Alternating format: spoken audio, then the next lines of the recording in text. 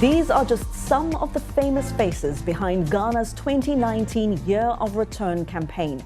It's a massive marketing push to persuade African Americans and the diaspora to come home to Ghana, to visit, to invest, to live.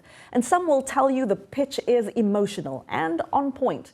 Come home to the place where 400 years ago, African slaves were forcibly taken from and shipped to America. Well, some are taking Ghana up on its offer. And today we take a close look at the Year of Return. As 2019 draws to a close, we ask, has the campaign worked? Who has benefited the most? We'll also look at what happened to some Americans who packed up their lives in the West and moved to Africa. Hello, I'm Hayde Fitzpatrick, and with me are Auriane Itangishaka, Ayen Bior, and Tatenda Gumbo is back with us again this week. Hello, Tatenda. It's good to be back with you, ladies. It's fantastic to have you. Also with us is Angeline Addy. She is a spokesperson for the Embassy of Ghana here in Washington. Angeline, welcome. Thank you very much. Good to have you. Thank you very much for inviting me. Well, Ghana's PanaFest is a biannual event meant to celebrate Pan-Africanism. This year, the festival had special meaning for international tourists hoping to connect with Africa during the Year of Return. I don't specifically know exactly where I would have been from in Africa. I've always assumed that I'm West African. The biannual PanaFest in Ghana celebrates the idea of Pan-Africanism. But this year, the festival takes on a new meaning as Ghana welcomes members of the African diaspora, many of whom don't know where their ancestors came from before being enslaved, to discover their roots. For me, it's a trip of a lifetime. I've always fixated on Ghana as a place that I wanted to visit for a long time. Gail Nikoi, who moved to Ghana from the U.S., heads Ghana's African American Association. We are all part of the black race. We are all Africans, right? Whether you're an African in America, whether you're an African in Brazil, whether you're African in the Caribbean, if you have a high level of melanin in your skin, you are from Africa. A lot of the somas, a lot of the concepts, perceptions, even the African Americans, black folks in America think about Africa, right? So that it's all Sudan, it's all jungle, and which is not the case. In addition to events in Ghana's capital, a big part of the Year of Return involves traveling to Cape Coast to see the notorious castle used in the transatlantic slave trade. Now a museum showcasing the plight of enslaved Africans before they were taken from the continent forever. When they come to this place, it's like a pilgrimage because to many of them, they can only come here once in a lifetime. So when they come here, this place is very important to them, very emotional. The sense of pilgrimage is felt by many visitors. It's just really amazing to see, this is happening at this point in history. And I mean, for me, it's the full circle of things coming to where they belong. And I feel really a strong sense of belonging here. Isha Sarai, VOA News, Accra.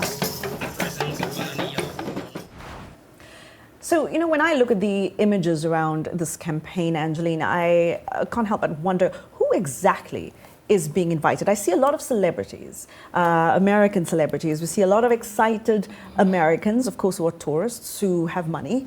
But who exactly is welcome to come to Ghana? The Year of Return is open, first of all, is open to everyone, but specifically to the African American and people of African descent who live in the diaspora. What we're saying is that if you're from Africa or you have African descent, Ghana is open. Come home, explore the culture, discover your origin, be part of the nation building process if you would. So the Year of Return is specifically for the African American and Africans in the diaspora. So what caught me was, they say there's a lot being said around if you are of African origin. So can people of the continent come as well? Are they as welcome? Yes, anyone is welcome to come. Ghana has a strong culture. It has a lot of history. So there's a lot to learn when you come to Ghana. So really Ghana is open to everyone else and not just to the African American, because there's a lot of culture, there's a lot of traditions that you can learn. There's a lot of history. 75% of all the forts and castles in West Africa is located in Ghana, 32 of them in total. So if there's a lot to learn. If someone's a refugee, if they're an asylum seeker, are they as welcome to come to Ghana? They are welcome to come if they go through the right processes that the government has put in place to receive them, because we do have processes like every other country, rule of law. So we do have those processes. So definitely, if you are in trouble, you're seeking asylum, Ghana will not shut its doors to you. You're welcome to come in and go through the right channels, the immigration process and everything else, and you should be good. So let's talk about the immigration process. If I am someone who's in the diaspora and I want to go to Ghana and I want to make that my home, what is the process set aside for if it comes to residency or even citizenship? Is there a pathway for someone like myself? There is a pathway for someone like you who would like to go in and start a life in Ghana. What we advise is take a trip to Ghana, learn about the culture, be with the people, see what business opportunities are out there for you, and then have that slow transition, because it's going to be very different for you coming into Ghana. So whereas our doors are open and we're saying come in, we're also saying take your time and do your due diligence, know what you're coming in to do. But the government has put a lot of things in place to receive African Americans. When you come in, when you go through the immigration processes, it's easier for you because of the year of return. They have made it easy for you to come in and then go through the paperwork and the process to become a resident in Ghana. I actually think that the declaration of the year of the return from the African president, not just the Ghanaian president, but even the other African president, is a very important and honorable step to take. Because, I mean, for me, in my experience, I know the tensions that is between the Africans and the Americans. Yes. From the school system, going to school here, high school, middle school, college. And so when a president stands up and says, our sons of Africa are welcome to come back home, especially the African Americans who probably haven't felt that the system in the U.S. works for them. So I honored the call for them to feel like they have a place where they can actually start life and maybe prosper. So I think it's a positive thing. And they do have a place where they can actually start life and prosper. And Ghana is saying that come home, we are prepared for you. When the president launched a campaign, he also put in place a committee to put the little details together. So Ghana is really ready. Ghana is open. Our doors are open to receive. And I do understand when you talk about the tension that exists. I have experienced it because I did some schooling here. And I think that tension is experiential gap, because we have very different experiences. The Africans have been told things about African Americans, and African Americans have been stripped of their identity and told lies about the continent. So So what I suggest, and I always tell my friends, is that when you decide to live in America, take a course in Black history, because that opens you up to begin to understand what the African American has gone through to be here today. But when we come from Africa, when the African American sees us, we don't connect, because our experiences are so different and so vast. So I believe that the year of return is one of the ways that we're bridging that gap, because I don't know your story, but I've heard about you. You know, I am supposed to be part of you, but really am I? So these are the questions that... Speaking of someone's story, I mean, is there any sort of vetting process to make sure that when people are coming, they're not coming because they're trying to escape maybe prosecution here or tax, that is part of tax evasion? Is there any sort of vetting process that you actually do know people's stories when they come? There is a vetting process. I believe that the government has put in place structures and policies of who qualifies to come into the country. So, for example, if you are a criminal with a long history, your process will be very different from someone. So there are checks and balances in place to make sure that the people coming in are indeed who they say they are and coming to do what they claim they're coming in to do.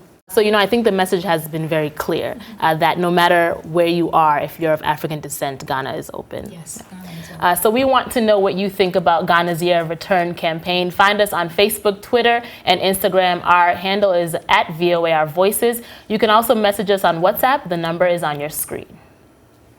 And earlier this year, Hayde and I had a chance to travel to Accra, Ghana, where we spoke to Nana Ama Asante. She's a radio show host and the creator of Unfiltered, a podcast that helps amplify women's voices in Ghana. This is what she had to say about the Year of Return. It's good that people come back and reconnect with their history, except nobody engaged Ghanaian citizens on the Year of Return. And so we haven't really even had a conversation about slavery and colonization ourselves, and so it is far removed from the population. So we know that there are people coming because we watch TV a lot. We see that American celebrities are coming, and it's great. You know, it says that Ghana is the happening place, but I don't think if you stopped somebody on the streets of Accra and you said Year of Return, they would be able to explain it to you. They would be able to tell you the significance of it and what it means. And so that was Ghanaian radio host and journalist Nana Asante there talking about giving her assessment of the Year of Return. And of course, she speaks to Ghanaians on a daily basis.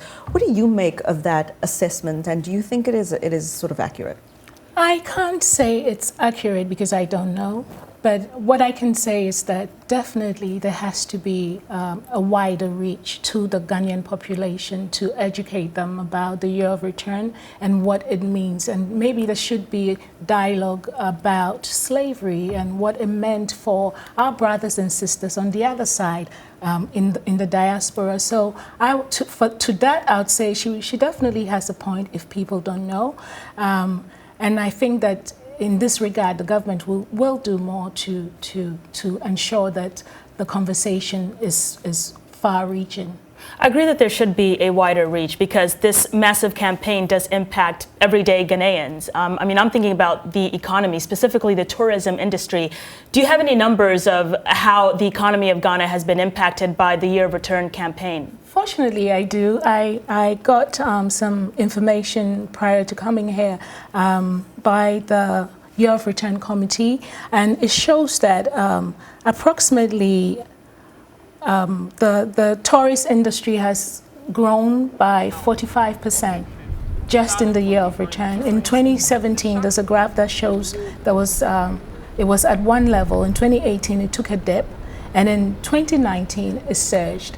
And that number is 45%, which is approximately 237,000 people, tourists, coming into the country from previous years. That's amazing. It's quite significant. It's significant, and that serves the small businesses, and the hospitality. That's very significant. Sector. If it's doing that in 2019, what's next? Is the Year of Return just 2019? Is it going forward? What's happening after? I mean, you guys are doing so well. Why stop now? Well, I don't think we're going to stop. And whereas I can't say everything that's going to happen, there's definitely going to be continuity.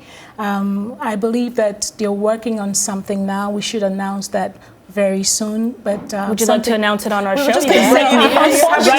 Unfortunately, I don't have the details to announce it yet, but something is being worked on which would be beyond 2019. So definitely, this is a journey. It's not a stop. It's a journey, and it's a process. So I foresee that this will go on for many, many years of reconnecting with our brothers and sisters in the diaspora. Angeline, I hope that one of those stops on your journey is going to be right here on our show. Since we did a whole show about the Year of Return, we expect you should come and make an announcement here. We expect you to return. I definitely will return. When I'm with a group of women, I feel totally empowered. And I'll definitely come we'll back make again. 2020 your Year of Return onto the show. Well, no, I will say this is fantastic. I mean, because I've come back from Ghana. Tatenda and we were there, and that place just stole my heart right from the beginning. And so we do hope that all of this really goes to benefit not just the people of Ghana, but the continent as a whole. So thank you very much, Angeline Addy, for being part of this conversation and giving us much more information about this campaign. Thank you for having me. Angeline Addy is the spokesperson for the Embassy of Ghana here in Washington, D.C. After the break. The voices that continue to tell me, don't go back, don't go back, don't go back. It's sort of like your ancestors calling you back. American returnees reflect on their new life in Africa. We'll have their stories next. We'll be right back.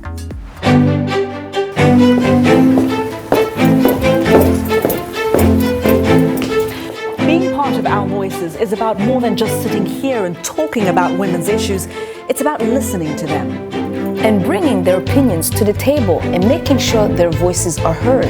Because our lived experiences, our stories, and our voices will help shape the next generation.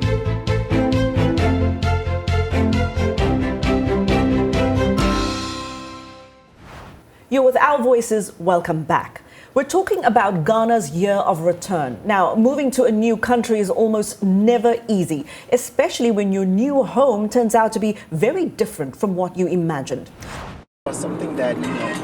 Bernice Yalley was born in America, but desired to connect with her African heritage. So she packed up her life in the US. My parents are Ghanaian, so I'd heard about this whole Africa Rising thing, and I wanted to get in on it. In Ghana's capital, Accra, I catch up with Yalley and another returnee, Aretha Owusu, to find out if they think they've made the right move. Coming to Ghana actually has been a culture shock. Owusu, born and raised in Ghana, went to law school in the US and lived in New York for 20 years. Now she's back in Accra and runs this wellness store. I moved back to Ghana only to find out that I'm sort of displaced. I did not realize how much I had changed and how much Ghana had changed in a direction that I hadn't expected. This West African nation is a comeback story in itself. 3 decades ago, Ghana was on the verge of economic collapse. Today, it is one of the fastest growing economies in the world. The year of return is part of its booming tourism industry. But Owusu says doing business here is a challenge, even for skilled professional returnees. Access to financing is almost impossible. The interest rates are absolutely, outrageous. Accra is a very, very expensive city. We have amazing resources which are untapped into. But there are a lot of challenges that I don't think most people are aware of. I had this sort of rose glasses on, thinking, oh, I'm coming back home, and then I get home and I'm like, whoa, this is not what I expected.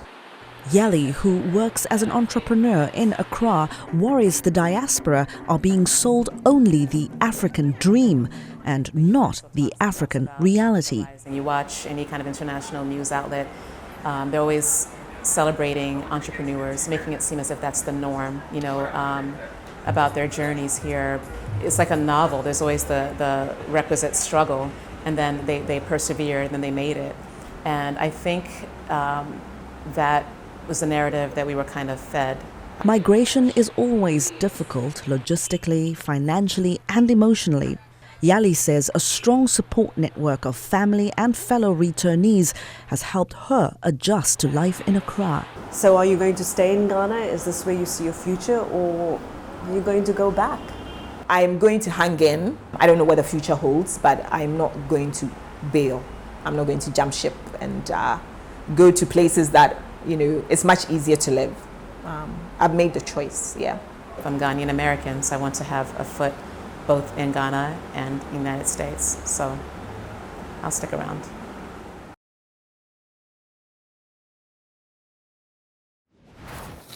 Well, looking at that, it really makes me think about what's being sold to Americans. And I wonder if an American dream in Africa is what's being sold. Well, but you have to notice the irony, right? Because we were sold this version of an American dream that doesn't really exist. When we, from Africa, when we moved to the US, we were told that this would be the land of opportunity. But what we found is constant struggle, student loan debts, and all these things. And so I just couldn't help but hear the irony in the story we just saw. But do you think there is a pressure there on Africans, especially those in the diaspora, to move back to the continent, to go and live and to contribute? Does that pressure really exist, or do we just feel like it exists? Oh no, the pressure definitely exists. The pressure exists within ourselves as a people in a diaspora who came from the continent to go back, but the pressure also exists from our compatriots that feels that we have acquired advanced knowledge and experience and that we should go back to the continent and give back. But there is, a major sacrifice that we have to make in order to make that move. But there's also political instabilities. There's also the thinking about the opportunities that you can give to your children if you also receive those opportunities. Right, because kids change the equation. They change the equation totally. And there's definitely also the negative side of the Western world where you feel like, you know what, I've been here for so many years. Like, for instance, for me, I've seen the moral decline in the U.S.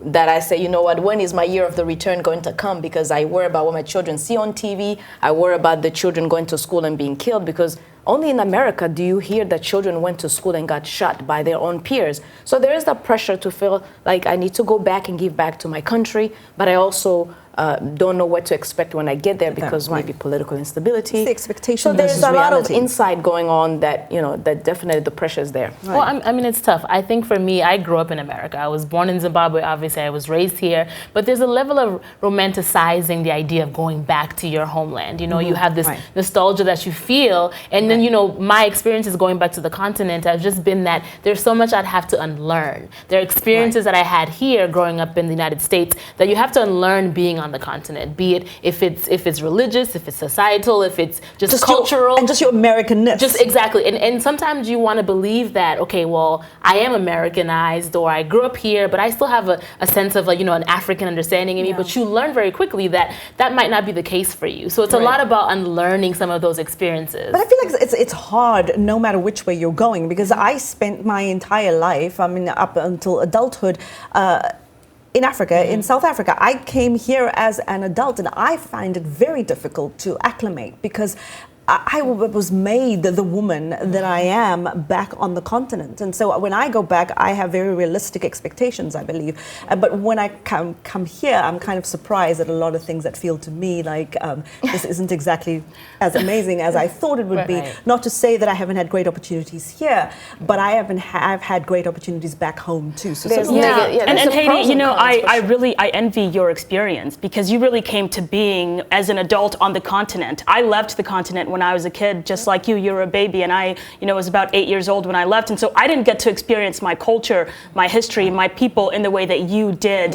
And I feel like, Auriane was talking about the pressure of going back home. I do have that pressure, but it's a pressure of wanting to get back that experience that was taken from me as a little kid, really. And I don't feel like I don't personally feel even that South Africa puts on us the pressure to go back home, but I do feel the pressure to be a good ambassador for my country, no matter where I am. And I think that was also instilled in us through Ubuntu, that no matter where you find yourself in the world, don't forget where you have come from. And so I look at it from that point of view. But my children, being American, are going to be who you guys are. You will have part of you will be overseas and part of you will be in the United States. And of course you get torn inside about the kind of lifestyle you want to live when you get back on the continent. Right. Let's be clear, you're making money in dollars here. Over there you won't be making it in dollars, and you're going to have to, as I said, sacrifice. And so there's a war, tug of war going on. And I think those are the realities that you realize as you get older. Like I said earlier,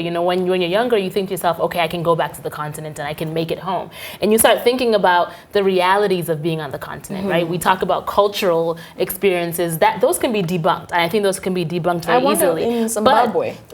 In Zimbabwe is a perfect example where I can save up my money and I can say I'm going to go open a business in Zimbabwe, and I can land in Harare and I can go to the ATM and say, okay, I have $50,000 in the bank, and I am not allowed, or I cannot, because of issues of cash flow, take out my money. Right. So imagine trying to start a business in a country where you sacrificed leaving where you were to go on the continent and be there, and you have those issues. Another thing that we don't always anticipate is sometimes the diaspora is not welcomed by people, by job seekers who see us as people who might take their jobs. So countries are saying, and especially going back to even Zimbabwe, who wants countries like Kenya, Zimbabwe, Nigeria, they want the diaspora to come back. But you've also got to think, those countries and governments have to think about who the diaspora is right now. The diaspora is highly skilled, highly educated, and they come with high expectations. So they might think if they come, we'll fix it. But maybe we've got to fix it first and then attract them that way. It's like a chicken and egg. That is very true, because sometimes presidents feel that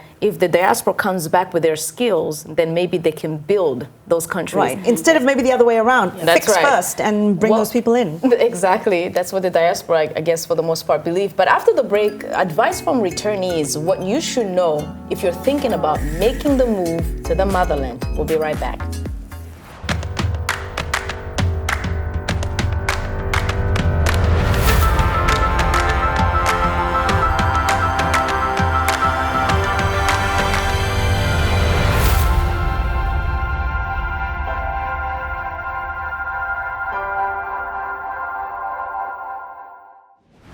Welcome back. This is Our Voices. Before the break, we heard the stories of Americans who have moved to Africa, but countries like Kenya, Nigeria, and Zimbabwe are joining Ghana in calling on the diaspora to come home. We asked diasporans to tell us what they should have known before making the big move.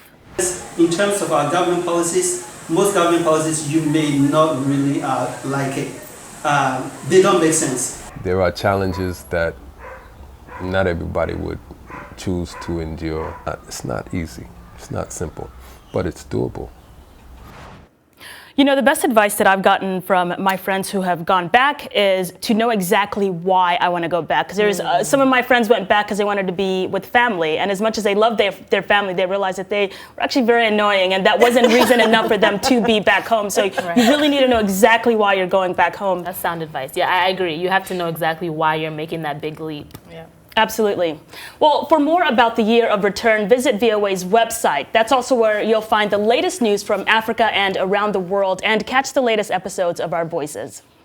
We leave you with a quote from poet Maya Angelou, who wrote about her life in Ghana's capital, Accra, among a small African-American community in the beginning of the 1960s. She used her voice to say, "If the heart of Africa remained elusive, my search for it had brought me closer to understanding myself and other human beings. The ache for home lives in all of us, the safe place where we can go as we are and not be questioned." Well, so no matter where you find yourself, in Africa, anywhere else in the world, we hope you will still be watching Our Voices. And that is our show this week. Thank you so much to Tatenda Gumbo for always coming when we call. Thank you. Thank you. I'm happy to return anytime. And thank you very much for joining us. We'll see you all next time. Until then, it's goodbye.